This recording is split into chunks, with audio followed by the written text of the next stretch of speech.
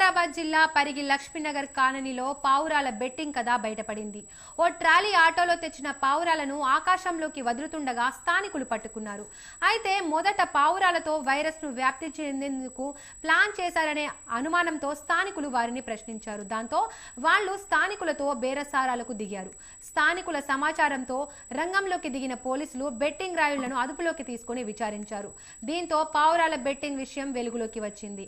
Trolley ఆటోను తనిఖీ చేయగా 20 బాక్సులలో సుమారు 300 పావురాలు ఉన్నట్లు గుర్తించారు.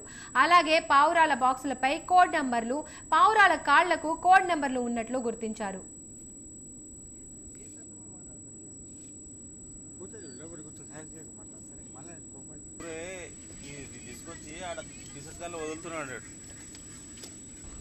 ఏంది అని అడిగితే ఏం లేదు, ఇట్లా మేము ఫస్ట్ స్టార్టింగ్లో ఇట్లా వచ్చామని చెప్పాను. తర్వాత నాకు డౌట్ వచ్చి ఎందుకు వదులుతున్నారు అని అడిగిన. ఎన్ని బాక్సులు లేదు? మొత్తం 2 బాక్సులు వదిలేదు. 2 బాక్సులు వదిలి 2 బాక్సులు వచ్చి వీడియో తీసి నాకు డౌట్ వచ్చింది. ఇంతకు ఇప్పుడు ఆల్రెడీ చైనాలో కొత్త వైరస్ అయింది కదా, ఇప్పుడు కూడా ఏమైనా పావురాల నుంచి వైరస్ ప్రాబ్లమా ఏదో నాకు అనుమానం వచ్చి పోలీసు వాళ్ళకు సమాచారం ఇవ్వడం జరిగింది. పోలీసు వాళ్ళు అప్పుడే రమ్మని చెప్తే ఆటో తీసుకొచ్చి పోలీస్ స్టేషన్లో ఇవ్వడం జరిగింది. నీకెందుకు అనుమానం వచ్చింది అంటే మామూలుగా వాళ్ళు ఆలోచిస్తున్నారు.